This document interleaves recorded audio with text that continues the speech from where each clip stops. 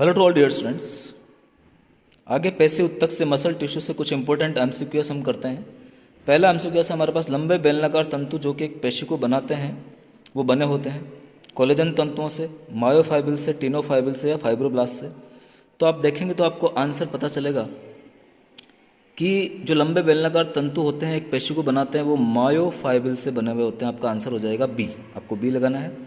जब पेशी कोशिका को उद्दीपन मिलता है तो वे संकुचित होती है, लंबी हो जाती है, बेलनाकार होती है, विकुंचित होती है। तो आपका आंसर हो जाएगा कि वो संकुचित होती है। ए आंसर आप लगा देंगे। क्वेश्चन नंबर 3 है हमारे पास। हमारे शरीर में पेशीय गतियों का इरादा क्या होता है?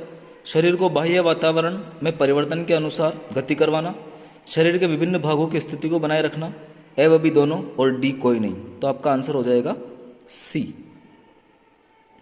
हमारे शरीर में पेशीय गतियों का इरादा ए व बी दोनों होता है। निम्न में से कौन सी एक परंपरागत कंकाली पेशी का उदाहरण है? बाइसेप्स, ट्राइसेप्स, ए व बी दोनों, और नन ऑफ दीज। तो आपका आंसर हो जाएगा बाइसेप्स और ट्राइसेप्स दोनों ही कंकाली पेशियां होती है। कई पेशीय तंतुओं के गुच्छों को चारों ओर घेरने वाली शीत किसकी बनी हुई होती है? तो वो शीत संयोजी उत्तक या कनेक्टिव टिश्यू की बनी हुई होती है। बिल्कुल आपको बी आंसर लगा देना है। निम्न में से कौन सी फ्यूजिफॉर्म पेशी है? तो जो फ्यूजिफॉर्म पेशी होती है, आपने देखा ये डायग्राम में, फ्यूजिफॉर्म पेशी जो दोनों तरफ से नुकीली पाई जाएगी वो आपकी चिकनी पेशी होती है, स्मूथ मसल होती है। तो आपका आंसर हो जाएगा बी। नेक्स्ट क्वेश्चन नंबर 7 हमारे पास। चिकनी पेशियों में आपस में जोड़ने वाली संरचना कौन सी है, या चिकनी पेशियां किस संरचना के द्वारा आपस में जुड़ी हुई होती है? तो आपका आंसर हो जाएगा चिकनी पेशियां जो है वो आपस में कोशिका जंक्शन के द्वारा जुड़ी हुई होती है। आपका आंसर हो जाएगा बी। हमें कंकाली पेशी कहाँ दिखाई देगी? तो ये प्रश्न वापस आ गया है। कंकाली पेशी बाइसेप में दिखाई देगी। चिकनी पेशी हमें कहाँ दिखाई देगी? धमनियों में, शिराओं में, आमाशय में, ऑल ऑफ दीज, सभी जगह पर चिकनी पेशियां पाई जाती है। धमनियों में भी मिलती है, शिराओं में भी मिलती है, आमाशय में मिलती है। कौन सी संरचना का संलयन हृदय पेशियों को चिपकाए रखता है? तो हृदय पेशियों में हम लोगों ने पढ़ा इंटरकैलेटेड डिस्क।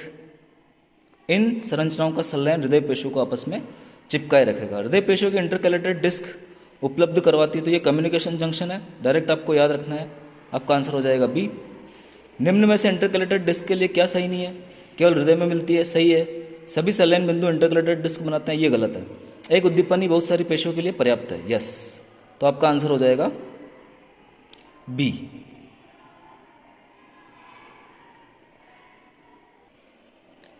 आगे देखिए, निम्न में से कौन सी पेशियां रेखित पेशियां होती है? तो रेखित पेशियां हमने देखा है कि हृदय पेशियां और कंकाली पेशियां दोनों ही रेखित होती है, दोनों में स्ट्राइशन मिलते हैं। तो आपका आंसर हो जाएगा सी। निम्न में से अरेखित पेशी कौन सी है? तो अरेखित पेशी चिकनी पेशियां होती है, इनमें स्ट्राइशन नहीं मिलते हैं। आप डायग्राम से देखेंगे।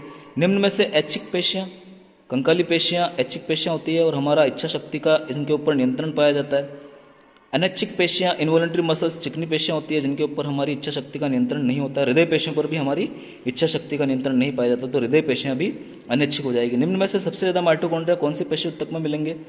तो बिल्कुल अच्छा प्रश्न है, हृदय पेशी उत्तक में मिलेंगे, क्योंकि हृदय की पेशियों को लगातार वर्क करना है। आगे हम तंत्रिका उत्तक लेते हैं, नर्व टिश्यू लेते हैं। निम्न में से कौन सी उत्तेजित होने वाली कोशिका है? पेशी कोशिका, तंत्रिका कोशिका। तो आपका आंसर हो जाएगा तंत्रिका कोशिका, एक्साइटेबल सेल है। निम्न में से कौन सी कोशिका तंत्रिका उत्तक में मिलती है? न्यूरॉन मिलते हैं, तंत्रिबंध कोशिकाएं भी मिलती है, सी हो जाएगा आपका आंसर। दोनों ही कोशिकाएं तंत्रिका उत्तक में पाई जाती है।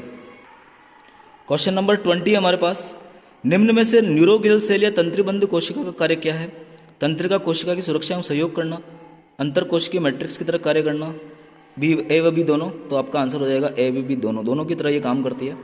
तंत्रिका कोशिका द्वारा उत्पन्न इलेक्ट्रिकल डिस्टर्बेंस गमन करते हैं, तंत्रिबंध कोशिका द्वारा, कोशिका द्रव्य द्वारा, प्लाज्मा कला द्वारा, ऑल ऑफ दीज। तो प्लाज्मा कला के द्वारा, सेल मेम्ब्रेन के द्वारा वो गमन करते हैं। न्यूरॉन्स के द्वारा कौन सी क्रिया होती है? उद्दीपन की, अवमंदन की, दोनों की, उत्तेजन की। तो न्यूरॉन के द्वारा उद्दीपन की और अवमंदन की दोनों की क्रियाएं होती है।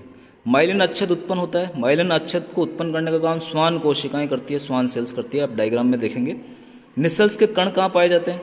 तो निसल्स के कण तंत्रिका कोशिकाओं में पाए जाएंगे, डी आंसर हो जाएगा। निम्न में से माइलिन शीथ से संबंधित बीमारी कौन सी है? तो माइलिन शीथ से संबंधित बीमारी मल्टीपल स्क्लेरोसिस है, जिसमें इम्यून सिस्टम जो है वो नर्व कवरिंग को ईट कर जाता है। जो नर्व कवरिंग है या तंत्रिका कोशिकाओं की जो कवरिंग है उसको हमारा इम्यून सिस्टम ईट कर जाएगा या नुकसान पहुंचाएगा, तो मल्टीपल स्क्लेरोसिस पाया जाएगा। क्वेश्चन नंबर 26 हमारे पास निश्चल कणों का कार्य क्या है। तो निश्चल कणों का कार्य है प्रोटीन संश्लेषण। अच्छा प्रश्न है, आप याद रखेंगे। निश्चल कण में बेसिकली क्या पाए जाते हैं या निश्चल कण किसके उत्पन्न होते हैं, तो आर के उत्पन्न होते हैं, इसलिए इनका काम भी प्रोटीन संश्लेषण हो जाएगा। रफ एंडोप्लाज्मिक रेटिकुलम, और रफ एंडोप्लाज्मिक रेटिकुलम के ऊपर राइबोसोम पाए जाते हैं, राइबोसोम का काम आपका प्रोटीन संश्लेषण का हो जाएगा। एक्सोन के ऊपर कहीं कहीं माइलिन अच्छेद अनुपस्थित होता है, वहाँ पर क्या मिलते हैं, तो रणवियर के नोड या नोड ऑफ रैनवियर, आप याद रखेंगे। तंत्रिका आवेग के गमन का सही क्रम, तो डेंड्राइट्स, सेल बॉडी, एक्सोन और सिनेप्टिक नोब पहला ही हो जाएगा, ये आंसर आपका। निम्न में से न्यूरोट्रांसमीटर का उदाहरण है, तो न्यूरोट्रांसमीटर का उदाहरण आपका एसिटिल कोलिन हो जाएगा, मैंने बताया भी है।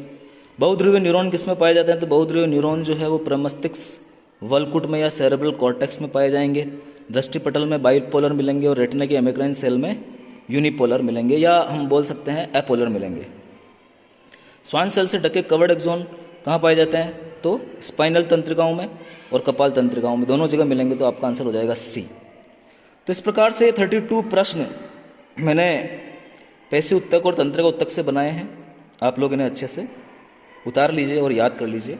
Thank you very much.